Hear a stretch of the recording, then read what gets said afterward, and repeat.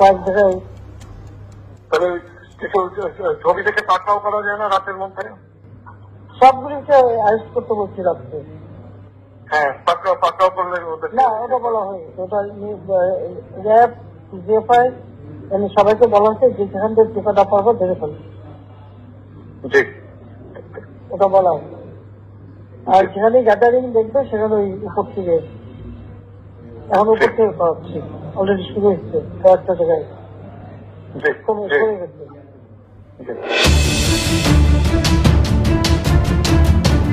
অবশেষে রাষ্ট্রীয় পদক নিয়ে দেশে ফিরলেন সেনাপ্রধান ওয়াকার। এদিকে হেলিকপ্টার থেকে র্যাবকে সরাসরি গুলির নির্দেশ দিয়েছিলেন শেখ হাসিনা। ভয়াবহ কল রেকর্ড। আইন শৃঙ্খলা একটু ঢিলাঢালা বা দুর্বলতার সুযোগে বেশ কিছু ইসলামের নাম দিয়ে কিছু উগ্রবাদী গোষ্ঠী তারা মাঠে নেমেছিল। তারা ভেবেছিল যে তারা যা খুশি তাই করবে এবং কিছু পথে ঘাটে মানুষজনকে হেনস্থা করা, নারীদেরকে লক্ষ্য করে এই হেনস্থা। কেউ কেউ আমাদের প্রধান উপদেষ্টাকে নিয়ে বলার চেষ্টা করেন যে তিনি হচ্ছেন শক্তের ভক্ত নরমের জম, যারা একটু হুঙ্কার দেয় তাৎক্ষণিক তিনি সিদ্ধান্তহীনতায় ভোগেন। তবে আমার কাছে তেমনটা মনে হয় না, হালকা পাতলা হইতে পারে 10 to 20%, বাট আপনি ওনার বাকি কথাগুলো শুনলে উনি মানে ভয় পাইয়া যান, বিষয়টা কিন্তু তা না। আওয়ামী লীগ সরকারের সময় তিনি যেভাবে বাংলাদেশে অবস্থান করছিলেন, সামাও তিনি সাহসী মানুষ, এটা তো বাস্তব।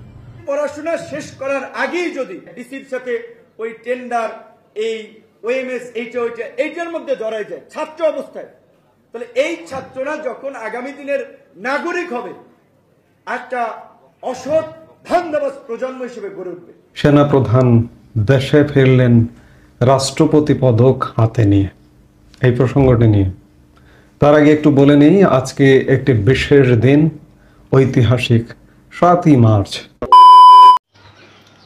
আসসালামু আলাইকুম রহমতুল্লাহ। সবাই কেমন আছেন? আশা করি সবাই অনেক অনেক ভালো এবং সুস্থ আছেন। সবাইকে স্বাগতম জানাচ্ছি আমাদের আরো এক নতুন ভিডিওতে। প্রতিদিন মতো আমি আব্দুল সিরিয়াত ফারুকি। অবশেষে 3 দিনের সফর শেষে রাষ্ট্রীয় পদক নিয়ে দেশে ফিরলেন সেনাপ্রধান ওয়াকার। এদিকে জুলাই আন্দোলন চলাকালীন শেখ হাসিনা নিজেই হেলিকপ্টার থেকে র্যাবকে ছাত্রদের উপর গুলি করার নির্দেশ দিয়েছেন।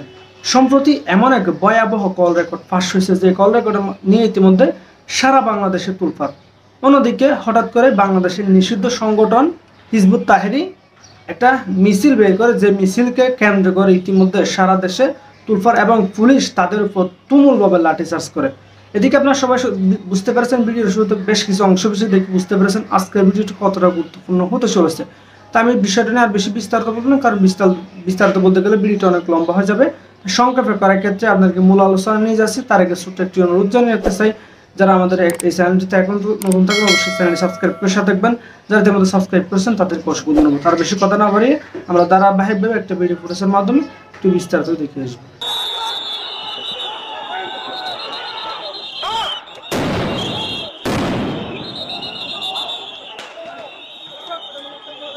সরকারের আইন শৃঙ্খলা একটু ঢিলাঢালা বা দুর্বলতার সুযোগে বেশ কিছু ইসলামের নাম দিয়ে কিছু উগ্রবাদী গোষ্ঠী তারা মাঠে নেমেছিল।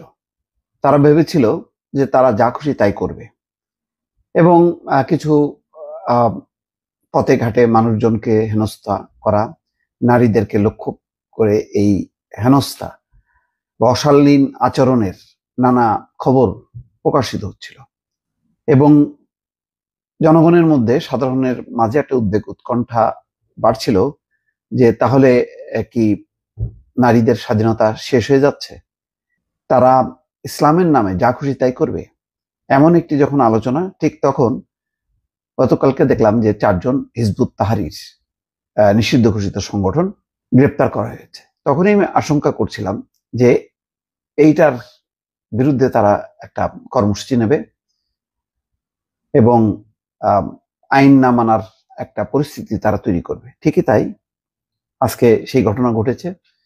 ঢাকার পল্টন মোড়ে একটি সংঘাতের পরিস্থিতি তৈরি হয়েছে এবং সংঘাত হয়েছে। পুলিশ হিজবুত তাহরির মিছিল লক্ষ্য করে কাঁদানে গ্যাসের শেল এবং সাউন্ড গ্রেনেড ছুড়েছে। এ সময় মিছিলটি ছত্রভঙ্গ হয়ে গেছে। মিছিলে অংশগ্রহণকারীরা অলিতে গলিতে অবস্থান নিয়েছে। আটক করা হয়েছে বেশ কয়েকজনকে। শুক্রবার জুমার নামাজ শেষ হওয়ার পরেই হিজবুত তাহরিরের ব্যানারে একটি মিছিল বের হয়। পুলিশের বাধা অতিক্রম করে মিছিলটি পল্টন মোড় পার হয়ে বিজয়নগর মোড়ের দিকে যায়। এ সময় পুলিশ কাঁদানে গ্যাসের সেল ও সাউন্ড গ্রেনেড ছোড়ে। এক পর্যায়ে পুলিশ লাঠিপেটা করলে মিছিলটি ছত্রভঙ্গ হয়ে যায়। মিছিলে অংশগ্রহণকারীরা অলিতে গলিতে ঢুকে পড়ে। কিছুক্ষণ পরে তারা আবার সংগঠিত হয়ে পল্টন মোড়ের দিকে অগ্রসর হতে থাকে। পুলিশ এ সময় সাউন্ড গ্রেনেড ছোড়ে। তখন মিছিলটি আবার ছত্রভঙ্গ হয়ে যায়। বেলা 2:30টার দিকে পল্টন এবং আশেপাশের এলাকার বিভিন্ন অলিগলিতে যায় পুলিশ। পরে হিজবুত তাহরিরের সন্দেহে বেশ কয়েকজনকে আটক করে পুলিশের গাড়িতে তুলতে দেখা যায়। পুলিশের রমনা বিভাগের উপকমিশনার মোহাম্মদ মাসুদ আলম সাংবাদিকদের বলেন, হিজবুত তাহরিরের সদস্যরা বিভিন্ন অলিতে গলিতে অবস্থান নিয়েছে। পুলিশ সতর্ক অবস্থায় আছে। এর আগে নিষিদ্ধ ঘোষিত হিজবুত তাহরিরের মার্চ ফর খিলাফত কর্মসূচিকে কেন্দ্র করে জাতীয় মসজিদ বায়তুল মোকাররমের সামনে এবং আশেপাশের এলাকায় সতর্ক অবস্থান নেয় সেনাবাহিনী, র্যাব এবং পুলিশের বিভিন্ন শাখার সদস্যরা। দেখেন, মার্চ ফর খিলাফত কি ধরনের স্লোগান বা কি ধরনের শব্দগুলো তারা এখন ইউজ করা শুরু করেছে। শুক্রবার দুপুর 12টার দিকে বায়তুল মোকাররম এলাকায় গিয়ে আইন শৃঙ্খলা পরিস্থিতি জোরদার করার এমন দৃশ্য দেখা গেছে। সরেজমিনে দেখা যায় পল্টন মোড়ে প্রচুর পুলিশ এবং এপিবিএন এর সদস্যরা রয়েছেন। পল্টন মোড় থেকে গুলিস্তানমুখী সড়কে একটি সাজোয়া যান, একটি জল কামান এবং প্রিজন ভ্যানও দেখা গেছে। বায়তুল মোকাররম থেকে পল্টন মোড়মুখী সড়কে পুলিশের আরেকটি প্রিজন ভ্যান দেখা গেছে।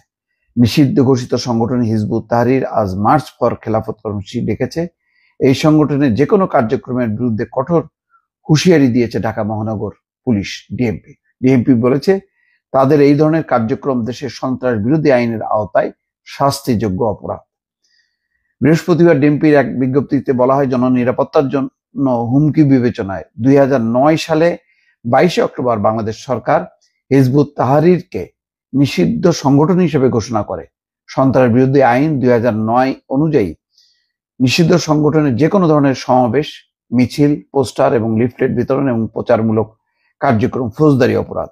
ডিএমপি আরো জানায়, হিজবুত তাহরির কোন নিষিদ্ধ সংগঠন যদি সভা, সমাবেশ বা প্রচারণামূলক কার্যক্রম পরিচালনার চেষ্টা করে, তবে তাদের বিরুদ্ধে আইনানুগ ব্যবস্থা নেওয়া হবে। গতকাল রাত 12টার দিকে ঢাকার উত্তরা থেকে নিষিদ্ধ সংগঠন হিজবুত তাহরিরের 3 সদস্যকে গ্রেপ্তার করে পুলিশ। উত্তরা 11 এবং 12 নম্বর এলাকায় অভিযান চালিয়ে তাদের গ্রেপ্তার করা হয়। তারা মনিরুল, মোহতাসিন বিল্লাহ এবং মাহমুদুল হাসান। এটার প্রতিবাদে সম্ভবত তারা মার্চ ফর খেলাফত নামে একটা সমাবেশ তারা একেবারে প্রকাশ্য কর্মসূচি দিয়ে বলা যায় এক ধরনের চ্যালেঞ্জ সেটি নিয়েছিল। পুলিশ সেটি ভণ্ডুল করে দিয়েছে। দর্শক ভালো থাকবেন, আল্লাহ হাফেজ। কেউ কেউ আমাদের প্রধান উপদেষ্টাকে নিয়ে বলার চেষ্টা করেন যে তিনি হচ্ছেন শক্তের ভক্ত, নরমের জম। যারা একটু হুঙ্কার দেয় তাৎক্ষণিক তিনি সিদ্ধান্তহীনতায় ভোগেন। তবে আমার কাছে তেমনটা মনে হয় না। হালকা পাতলা হইতে পারে 10 to 20%, বাট আপনি ওনার বাকি কথাগুলো শুনলে উনি ভয় পাইয়া যান, বিষয়টা কিন্তু তা না। আওয়ামী লীগ সরকারের সময় তিনি যেভাবে বাংলাদেশে অবস্থান করছিলেন, সামাও তিনি সাহসী মানুষ, এটা তো বাস্তব। এমনকি মাস্টার প্ল্যানার, এটাও বাস্তব। নাহলে তিনি গ্রামীণ ব্যাংকে এই লেভেলে নিয়ে আসতে পারতেন না। আচ্ছা, যাই হোক, আলোচনার বিষয়টা হচ্ছে অন্য জায়গায়। ছাত্রদের সেই ঐতিহাসিক, কামনীয়, পূজনীয়, চাহনীয় যেটা হচ্ছে জুলাই সনদ, এই জুলাই সনদ কবে দিবে? আবার যে সংস্কার ইস্যু নিয়ে এত কথা হচ্ছে, সেই সংস্কার ইস্যুতেও হঠাৎ করে অনেকটা নমনীয় ভাব পোষণ শুরু করেছেন আমাদের ডক্টর ইউনূস। তবে ওনার এই মনোভাবটা বাংলাদেশের জন্য এই মুহূর্তে পজিটিভ। এখন কেউ মনে করতে পারেন, ভাই বিএনপি যা শুরু করছে এরা তো দেশে বেচা খাইয়ে দিবে, সমস্যা নাই তো। 5 বছরের আগে এদেরকে পাবলিক খেতায় নামাই দিবে। এই জাতীয় নাগরিক পার্টি তো মাঠে থাকবে, আপনার মাথায় রাখা উচিত। আওয়ামী লীগ যে সেট আপটা করছিল, এই সেট আপটা কিন্তু এখন বাংলাদেশে নাই। বিএনপি ক্ষমতায় যায় যদি মনে করে যারে তারে হাং ট্যাং পুং পাং, তো পুং পাং এর পরে পাবলিক বুঝা গেছে কেমনে সরকার নামাইতে হয়। আর বিএনপিকে মোকাবেলা করতে হবে তো রাজপথে অদৃশ্য শক্তি হিসেবে আওয়ামী লীগকে। এটা বড় কঠিন খেলা হবে যেই সরকারি ক্ষমতায় যায়। যাই হোক, হঠাৎ করে আমরা দেখলাম যে আপনার ডক্টর ইউনূস এটা ঘোষণা দিয়েছেন যে যেই কমিশনগুলো করা হয়েছে 6টি কমিশন, তাদের সুপারিশ করা সংস্কার প্রস্তাবগুলো নিয়ে একটা সংলাপ হবে। সেই সংলাপ শেষে রাজনৈতিক দলগুলো জুলাই সনদে স্বাক্ষর করবে। আর এই সরকার ডক্টর ইউনূস এই সনদের সুপারিশগুলোর কিছু অংশ বাস্তবায়ন করবে, আর বাকিটা বাস্তবায়ন করবে পরবর্তী রাজনৈতিক সরকার। এটাই বিএনপির মুখের কথা এতদিন, যে আপনি যেই সংস্কারটা নির্বাচনের জন্য দরকার, একটা সুষ্ঠু নির্বাচন, যেখানে যেখানে আওয়ামী লীগ ঝামেলা পাকাইছিল, সংবিধানে কাটাছেড়া করছিল, এই সব কিছুকে আপনি সংস্কার করেন, তারপর নির্বাচন দেন। আর বাকি যে সংস্কার জাতির, এটা রাজনৈতিক সরকার করবে। কারণ বিএনপিও সংস্কার চায়। 31 দফা দাবি, এর আগে 20 দফা সংস্কার দাবি, এটা বিএনপি শুরু করছে। বিএনপির বক্তব্য যে তোমরা তো জুম্মায় 8 দিন শুরু করছো, আমরা তো ভাই গেল 2, 4, 10 বছর ধরে সংস্কারের কথাই বলছি, so we will do it. এখন গতকালকে যুক্তরাষ্ট্র ভিত্তিক মানবাধিকার সংগঠন রাইট টু ফ্রিডম এর প্রেসিডেন্ট উইলিয়াম বি মাইলাম, তিনি আপনার রাষ্ট্রীয় অতিথি ভবন যমুনায় ডক্টর ইউনূসের সাথে সাক্ষাৎ করেন। এই সময় আরো যারা কি বলে যে নামি দামি ব্যক্তিত্ব, তারা এই সংগঠনটির সেখানে উপস্থিত ছিলেন। তো রাইট টু ফ্রিডমের তারা বলছেন বাংলাদেশের গণতান্ত্রিক উত্তরণে সহায়তার অংশ হিসেবে তাদের প্রচেষ্টার পরিকল্পনাটা তারা জানিয়েছেন। আর অধ্যাপক ইউনূসও তিনি আপনার বলছেন যে জুলাই চার্টার আমাদের পথ প্রদর্শন করবে। অন্তর্বর্তী সরকার জুলাই সনদের সুপারিশগুলোর কিছু অংশ বাস্তবায়ন করবে এবং বাকিগুলো বাস্তবায়ন করবে পরবর্তী রাজনৈতিক সরকার। রাজনৈতিক দলগুলো ভোটের আগে কম সংস্কারের সম্মতি হলে চলতি বছরের ডিসেম্বর, আর নয়তো আগামী বছর জন্য, আমার মনে হয় বিএনপির পাগলে পাইছে যে তারা বেশি সংস্কার চাইবে, তাই না? সেনাপ্রধান বলছেন ডিসেম্বরের মধ্যে নির্বাচন হওয়া উচিত। সবকিছু মিলাইয়া আমার ধারণা এই ডিসেম্বরের মধ্যে নির্বাচন হবে। আর এটা তিনি না বুঝা করতেছেন না। এখানে অনেক কিছু, ছাত্রদের দলটা কয়েকদিন পরে সবাইকে হতাশ করবে অনেকে মনে করছেন, বাট আমি আশাবাদী মানুষ, আমরা বিশ্বাস করতে চাই বাংলাদেশে একটা শক্তিশালী রাজনৈতিক দল, তৃতীয় পক্ষ আসলে কিন্তু দরকার। যেন মূল যে দলগুলো আছে ভবিষ্যতেও তাদের মাথায় রাখতে হবে পাবলিকের একটা আলাদা অপশন আছে, যেখানে চাইলে ভোট মেরে দিতে পারে। এখন মনে করে কি যা দিব তো দিব, আমাদেরকে দিব, জামাতরে দিল আমি পামো, জাতীয় পার্টির নাঙ্গলরে দিল আমরাই পামো। বিএনপি এবং আওয়ামী লীগের থটটা কিন্তু এই টাইপেরই এতদিন। যদিও এবার তারেক রহমানের চিন্তা ভাবনা যথেষ্ট ডিফারেন্ট ওয়েতে। জামাতও সুন্দর সুন্দর কথা বলছে, জামাতের আমির কাউরে খাজুর খাওয়াই দিচ্ছেন, কারো কপালে চুম্বন এঁকে দিচ্ছেন। ভালোবাসা একদম সেই লেভেলের। কেন? আগামী দিনে ভালোবাসা মানুষের অন্তর জয় করতে হবে, এটা দুই দলে বুঝতে পারছে। তবে মাঠ পর্যায়ের নেতাকর্মী বিএনপির তারাও কিছু বোঝে না, আর জামাতেরও কিছু আছে বোঝে না, বাট বুঝবে সামনে। ভালো থাকো। ছাত্র নেতৃবৃন্দ যদি পড়াশোনা শেষ করার আগেই যদি ডিসির সাথে ওই টেন্ডার, এই ওএমএস, এইটার মধ্যে জড়াই যায় ছাত্র অবস্থায়, তাহলে এই ছাত্ররা যখন আগামী দিনের নাগরিক হবে একটা অসৎ ধান্দাবাজ প্রজন্ম হিসেবে গড়ে উঠবে।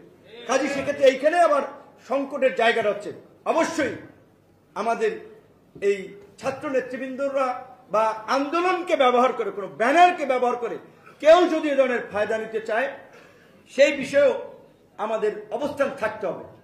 এই বৈষম্য বিরোধী আন্দোলন কিংবা এই গণ অভ্যুত্থান কোন রাজনৈতিক দলের নেতৃত্বে বা কোন স্পেসিফিক আইডিওলজির মানুষের দ্বারা হয়নি। জেলা উপজেলা পর্যায়ে আমি দেখলাম সেদিন আমার উপজেলায় সমন্বয়ক পরিচয় 3-4 জন, তারা ইউনোর বিরুদ্ধে আপনার আন্দোলন করছে, ব্যানার দিয়েছে ইসলাম বিদ্বেষী, গণশত্রু, আওয়ামী দোসর, অনেক কিছু। তা একটা লোক ইসলাম বিদ্বেষী, গণশত্রু, আওয়ামী দোসর, অনেক কিছু। পরে যেটা জানলাম যে তাদের এই ওএমএস টোএমএস তাদের নাম টাম না রাখায় বোধহয় তারা এই সমস্ত মানে তাকে সরানোর জন্য একটা এটা মানে প্রোগ্রাম করতেছে। অনেক জেলার এসপি এবং ডিসি, অন্যান্য রাজনৈতিক দল অনেকেই বলে, কিছু ছাত্র নেতৃবৃন্দ আবার সমন্বয়ক পরিচয়ে একেবারে জেলার ডিসি অফিস, এসপি অফিস থেকে শুরু করে বন্দর, সচিবালয়, সব জায়গায় আবার একটা উৎপাত এবং আধিক্য দেখাচ্ছে। এইটা আবার একটা অশনি সংকেত। কারণ ছাত্র নেতৃবৃন্দ যদি পড়াশোনা শেষ করার আগেই সে যদি জেলায় কনস্টেবল নিয়োগের জন্য এসপির সাথে ডিলিং এ বসে ওই অসৎ প্রক্রিয়ায় জড়ায় যায়, ডিসির সাথে ওই টেন্ডার, এই ওএমএস, এইটার মধ্যে জড়ায় যায় ছাত্র অবস্থায়, তাহলে এই ছাত্ররা যখন আগামী দিনের নাগরিক হবে একটা অসৎ ধান্দাবাজ প্রজন্ম হিসেবে গড়ে উঠবে। কাজে সেক্ষেত্রে এইখানে আবার সংকটের জায়গাটা হচ্ছে অবশ্যই আমাদের এই ছাত্র নেতৃবৃন্দরা বা আন্দোলনকে ব্যবহার করে, কোনো ব্যানারকে ব্যবহার করে কেউ যদি এ ধরনের ফায়দা নিতে চায়, সেই বিষয়েও আমাদের অবস্থান থাকতে হবে। এই বৈষম্য বিরোধী আন্দোলন কিংবা এই গণ অভ্যুত্থান কোন রাজনৈতিক দলের নেতৃত্বে বা কোন স্পেসিফিক আইডিওলজির মানুষের দ্বারা হয়নি। দল মত নির্বিশেষে দেশের আপামর জনসাধারণের ত্যাগ এবং সংগ্রামের ফলে আজকের এই পরিবর্তন হয়েছে। আবারও সেই গণ অভ্যুত্থানের আত্মত্যাগকারী এবং সংগ্রামী জনতাকে সশ্রদ্ধ সালাম জানিয়ে আমার আজকের বক্তব্য এখানে শেষ করছি। মিডিয়ার ভাইদেরকে আমরা অনুরোধ করব যে আপনারা যদি একটু ফুটেজ নেন, তাহলে আপনারা যদি কেউ লেটেস্ট ফুটেজ নিয়ে আপনারা আজকে আমাদের এই অনুষ্ঠান থেকে একটু সমাপ্ত করলে ভালো হয়। আমাদের অভ্যন্তরীণ ইন্টারনাল আলোচনা হবে, যেটি আমরা মিডিয়ায় রাখতে চাচ্ছি না। ধন্যবাদ। বাইতুল মোকাররমে জুম্মার নামাজ শেষ করেই হিজবুত তাহরীর মার্চ ফর খিলাফত মিছিল শুরু হয়। বাইতুল মোকাররমের উত্তর গেট থেকে এই মিছিলটি শুরু হয়ে পল্টন চত্বর, একই সাথে বিজয়নগর পানি ট্যাঙ্কি মোড় পার হয়ে আবার বাইতুল মোকাররমের দিকে এগিয়ে যাচ্ছে।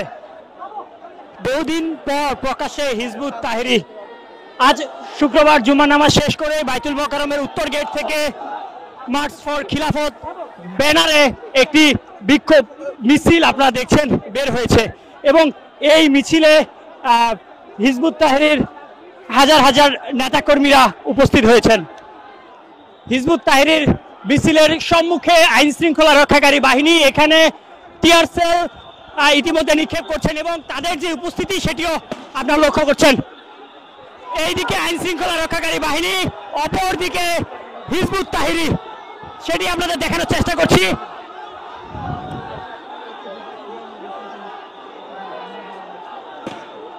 ধেয়ে যাচ্ছে আইন শৃঙ্খলা রক্ষাকারী বাহিনীর দিকে হিজবুত তাহরীর নেতা কর্মীরা। হিজবুত তাহরীর মিছিলকে কেন্দ্র করেই আইন শৃঙ্খলা রক্ষাকারী বাহিনীর কঠোর অবস্থান আপনারা দেখছেন। এই পাশে হিজবুত তাহরীর মিছিল করছে এবং রাস্তার এই ধারেই আইন শৃঙ্খলা রক্ষাকারী বাহিনী গুলি করে ছত্রভঙ্গ করা হয়েছে।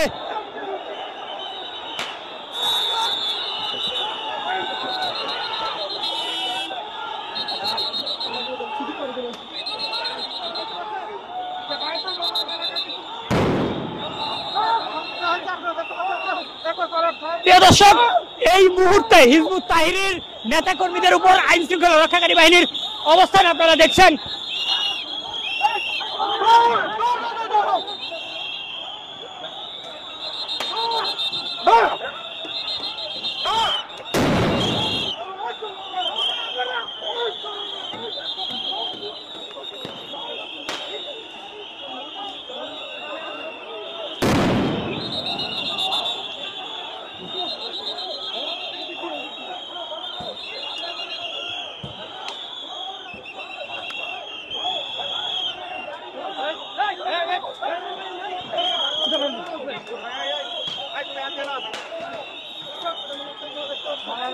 বাইতুল মোকাররমে জুম্মার নামাজ মধ্যে লাঠি চার্জ করছে, কিন্তু আপনাদেরকে সেগুলো সরাসরি কিন্তু দেখানোর চেষ্টা করছে।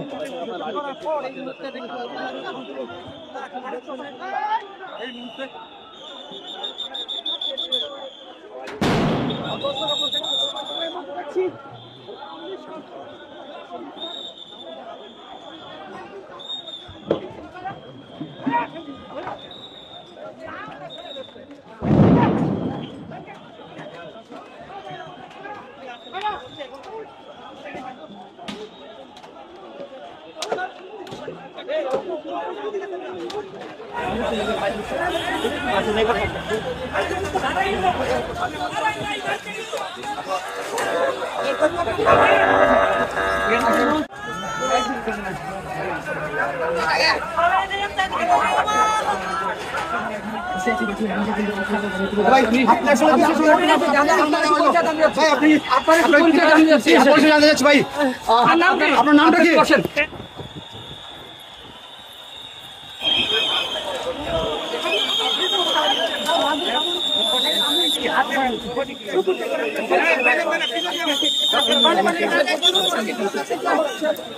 হিজবুত তাহরীর নেতাকর্মীদের তাড়িয়ে দিতে আইন শৃঙ্খলা রক্ষাকারী বাহিনী,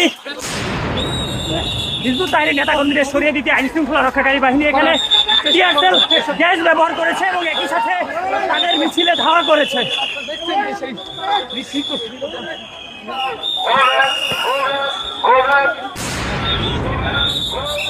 থমথমে নয়াপল্টন এলাকা, বাইতুল মোকাররমের উত্তর গেট থেকে জুম্মার নামাজ শেষ করে হিজবুত তাহরীর একটি মিছিল বের করেন এবং সেই মিছিলে আইন শৃঙ্খলা রক্ষাকারী বাহিনী তাদের ছত্রভঙ্গ করার জন্য টিয়ার সেল গ্যাস এবং লাঠিচার্জ করেছেন এবং এখনো পল্টন মাঠে অর্থাৎ পল্টনের সড়কগুলোতে হিজবুত তাহরীর নেতাকর্মীরা এবং একই সাথে আইন শৃঙ্খলা রক্ষাকারী বাহিনীর উপস্থিতি আমরা লক্ষ্য করছি।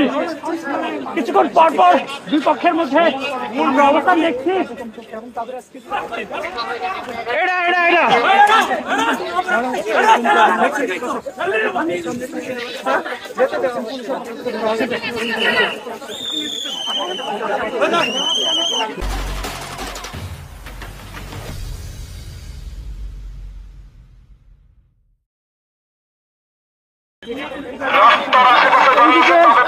আইন শৃঙ্খলা রক্ষাকারী বাহিনী এবং গলিতে গলিতে হিজবুত তাহরীর নেতাকর্মীরা অবস্থান করছে এবং তাদের সরিয়ে দিতেই আইন শৃঙ্খলা রক্ষাকারী বাহিনী বারবার এবং তাদেরকে সরে যাওয়ার কথা বলছে।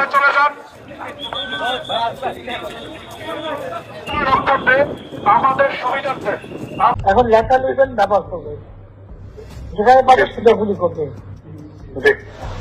হেলিকপ্টার মানে কয়েক জায়গায় কিছু ছবি থেকে পাঠাও করা যায় না রাতের মধ্যে? সবগুলিকে অ্যারেস্ট করতে বলছি রাত্রে। হ্যাঁ, পাঠাও করলে না, ওটা বলা হয়েছে, ওটা র্যাব জিএফআই সবাইকে বলা হয়েছে যে যেখান থেকে টিকাটা পারবো ধরে ফেলবে, ওটা বলা হয়। আর যেখানে গ্যাদারিং দেখবে সেখানে ওই উপর থেকে এখন উপর থেকে পাচ্ছি অলরেডি শুরু হচ্ছে কয়েকটা জায়গায় কমে গেছে। মোহাম্মদপুর থানার দিকে মনে হয় যাচ্ছে একটা থানার দিকে। হ্যাঁ হ্যাঁ, তোকে পাঠায় দিই রাত্রে। জি, তবে আপনার নির্দেশনা লাগবে। না, আমার নির্দেশনা দেওয়া আছে, ওপেন নির্দেশনা দিয়ে দিচ্ছে। এখন লেখা নেবেন ব্যবহার করবে, যেখানে পাবে সেটা গুলি করবে। প্রিয় দর্শক, প্রীতি এবং শুভেচ্ছা নিন সাজ্জাদ কাদির। এই মুহূর্তে আপনাদের সামনে কথা বলবো। সেনাপ্রধান দেশে ফিরলেন রাষ্ট্রপতি পদক হাতে নিয়ে, এই প্রসঙ্গটি নিয়ে। তার আগে একটু বলে নিই, আজকে একটি বিশেষ দিন, ঐতিহাসিক 7ই মার্চ। পৃথিবীর ইতিহাসে শক্তিশালী দিনগুলোর একটি হচ্ছে আজকে। আজকের দিন থেকে নির্মিত হলো যে স্বাধীনতা শব্দটি কিভাবে আমাদের হলো। আজকের দিনটি সেই দিন যেদিন বাংলাদেশের স্বাধীনতার সনদ ঘোষিত হয়েছে, স্বাধীনতার সনদ রচিত হয়েছে। আমি যে আলাপটি দিয়ে শুরু করেছিলাম যে সেনাপ্রধান রাষ্ট্রপতি পদক হাতে নিয়ে দেশে ফিরেছেন, যারা গুজবের ডালপালা ছড়িয়েছিলেন যে সেনাপ্রধান দেশ ত্যাগ করেছেন, সেনাপ্রধান দেশে ফিরবেন না, সেনাপ্রধানকে পদত্যাগ করানো হয়েছে ইত্যাদি নানান কিছু, সব কিছুর মুখে চুনকালি দিয়ে সেনাপ্রধান যথাসময়ে, বলতে গেলে সময়ের আগেই তিনি দীর্ঘ একটা দূরবর্তী জায়গায় গিয়েছিলেন, প্রায় ঢাকা থেকে 8000 কিলোমিটার দূরের। সেখান থেকে ফ্লাইট ডিলে হয়, নানান কিছু ঘটে। শুক্রবার মধ্যরাতে ফেরবার একটা ছিল, কিন্তু তিনি কয়েক ঘন্টা আগেই ফিরে এসছেন। বৃহস্পতিবার বাংলাদেশে ফিরেছেন। তো এখন কি বলবেন আপনারা? সেনাপ্রধান সেখানে সেন্ট্রাল আফ্রিকান রিপাবলিকে যথাযথ সম্মানে সম্মানিত হয়েছেন। এই সফরে তিনি সেন্ট্রাল আফ্রিকান রিপাবলিক রাষ্ট্রপতি পদকে ভূষিত হয়েছেন। সফরকালে সেন্ট্রাল আফ্রিকান রিপাবলিকে জাতিসংঘ শান্তি রক্ষা মিশনে নিয়োজিত বাংলাদেশি কন্টিনজেন্টগুলো ও বাংলাদেশি শান্তিরক্ষীদের বিভিন্ন কার্যক্রম সম্পর্কে সেনাবাহিনী প্রধানকে অবহিত করা হয়। এ সময় তিনি তার মূল্যবান দিক নির্দেশনা দেন। সেখানে কন্টিনজেন্টগুলো পরিদর্শন করবার পাশাপাশি তিনি একটি কমিউনিটি ক্লিনিকও উদ্বোধন করেন এবং একই সাথে সেনাপ্রধান যারা সেখানে শান্তি রক্ষা কাজে দায়িত্বে নিয়োজিত আছেন আমাদের বাংলাদেশের বাহিনী, তাদেরকে গুরুত্বপূর্ণ দিক নির্দেশনা দেন। মূলত সেনাপ্রধানকে সেন্ট্রাল আফ্রিকান রিপাবলিকের জনগণের সার্বিক উন্নয়নের জন্য বিশেষত চিকিৎসা ক্ষেত্রে গুরুত্বপূর্ণ অবদানের স্বীকৃতি স্বরূপ সেন্ট্রাল আফ্রিকান রিপাবলিকান প্রেসিডেন্ট সেনাপ্রধানকে সম্মানসূচক রাষ্ট্রপতি পদকে ভূষিত করেন। এছাড়া সেনাবাহিনী প্রধান জেনারেল ওয়াকারুজ্জামান সেন্ট্রাল আফ্রিকান রিপাবলিকের রাজধানী বাঙ্গি এলাকায় নিয়োজিত বাংলাদেশ সেনাবাহিনীর কন্টিনজেন্টগুলো পরিদর্শন করেন। এই বাঙ্গি বা এই সেন্ট্রাল আফ্রিকান রিপাবলিকে যাওয়ার উদ্দেশ্য কি? হঠাৎ করে এখানে গেলেন কেন? আপনারা বাংলাদেশকে ক্রমেই অকার্যকর রাষ্ট্রে পরিণত করছেন। যাবার কারণ হচ্ছে, ভিজিট করবার কারণ হচ্ছে, যদি বলি খোলাসা করে যদি বলি, বাংলাদেশেও যদি ওই পরিস্থিতি হয় যে জাতিসংঘ শান্তিরক্ষী মিশন এসে বাংলাদেশে কাজ করতে হচ্ছে, আপনারা দেশটাকে কোন দিকে নিয়ে যাচ্ছেন? সেই জায়গা থেকে এইরকম একটি দেশ, এই সেন্ট্রাল আফ্রিকান রিপাবলিক পৃথিবীর অন্যতম, জাতিসংঘ বলছে যে অন্যতম দরিদ্রতম একটি দেশ, যেখানে হানাহানি মারামারি লেগেই থাকে, যার কারণে সেখানে জাতিসংঘ শান্তিরক্ষী মিশন কাজ করে। বাংলাদেশেও কিন্তু ওই দিকেই নিয়ে যাচ্ছেন আপনারা, থামছেন না। আপনাদেরকে যতই বলা হোক থামুন, থামছেন না। তো সেই জায়গায় সেই অভিজ্ঞতাটারও তো প্রয়োজন আছে। সেই অভিজ্ঞতা ধরে নিতে পারেন, বলতে পারেন যে সেই অভিজ্ঞতা বা সেই অভিজ্ঞতা বিনিময়ের জন্য হলেও তিনি সেনাপ্রধান এই দেশটি সফরে গেছেন। যেটি হোক, গুজবকারীদের, রটনাকারীদের মুখে চুনকালি দিয়ে সেনাপ্রধান দেশে ফিরেছেন। আমরা চাই না যে জাতিসংঘ শান্তিরক্ষী মিশন বাংলাদেশে আসবার মতো বাংলাদেশের পরিবেশ পরিস্থিতি হোক, এত নিচে নামুক। বাংলাদেশ ওই সব দেশের থেকে অনেক অনেক উপরের দেশ, অনেক উন্নত দেশ, এবং বাংলাদেশ একটি জনবহুল দেশ, বিপুল জনসংখ্যার দেশ। যে দেশটিতে সফরে গিয়েছিলেন সে দেশটি বিরাট দেশ, বাংলাদেশ থেকে 4 গুণ আয়তনের দেশ, কিন্তু জনসংখ্যা সামান্য। সেটি আর বাংলাদেশ মেলানো যায় না। কাজে বাংলাদেশের জনগণকেই সিদ্ধান্ত নিতে হবে বাংলাদেশ ওই ধরনের আফ্রিকার যে শান্তিরক্ষী মিশন কাজ করে যেসব দেশগুলো, সেসব দেশের মতো পরিণতিতে যাবে, নাকি বাংলাদেশ স্বনির্ভরভাবে সম্মানের সাথে কাজ করবে। আমরা ইতিমধ্যে এমন কারণও ঘটিয়েছি। এই যে জাতিসংঘ মানবাধিকার কাউন্সিলের কার্যালয় কোন দেশগুলোতে আছে জানেন? ওই আফ্রিকার দেশগুলোতে কাজ করে। পৃথিবীর কোনো উন্নত দেশে জাতিসংঘ মানবাধিকার কাউন্সিলের কোনো কার্যালয় শাখা নেই। প্রথম পদক্ষেপ হিসেবে শান্তিরক্ষী মিশন আসবার প্রথম পদক্ষেপ হিসেবে কমাস আগে জাতিসংঘ মানবাধিকার কাউন্সিলের প্রধান ভলকার তুর্ক বাংলাদেশ সফরে এসেছিলেন, এবং তিনি বাংলাদেশ সফরে এসেছিলেন আসবার উদ্দেশ্য ছিল ঢাকায় একটি তাদের কার্যালয় করবার উদ্দেশ্য। আমাদের কয়েকজন উপদেষ্টা পরিষদের সদস্য তার সফর এবং কার্যালয় হবে এই খবর শুনে তারা আবেগে আপ্লুত হয়ে গিয়েছিলেন যে এখানে মানবাধিকার কাউন্সিলের শাখা কার্যালয় হলে তো ভালোই হয়, কিন্তু ভালো হয় না।